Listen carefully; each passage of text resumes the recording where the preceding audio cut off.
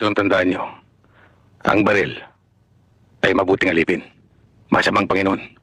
Ang ibig ko sabihin, kapag ang baril ay ginamit sa kabutihan, mabuti yan. Pero kung magpapadala kayo sa kapangyarihan ng baril, masama yan. Naintindihan niyo ako?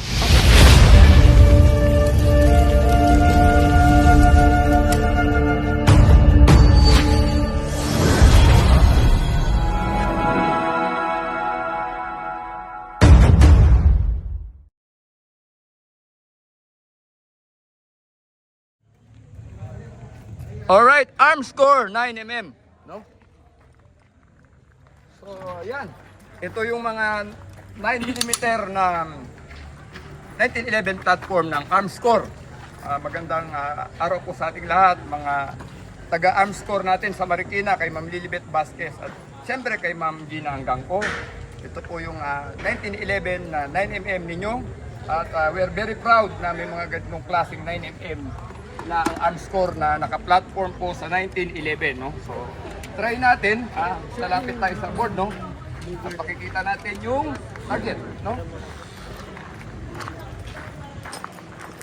So, ito ay ang babarilin natin, itong maliit, itong malaki ang hostage victim. Now, itong baril na to ay sabi nga natin, reliable and accurate, no? Dahil siyempre, this is proudly Philippine made, 1911. So, dapat tamaan natin to, no? Nagne-negotiate tayo, nag-collapse na yung negotiation, hindi na natin makuha yung tao sa pakiusapan.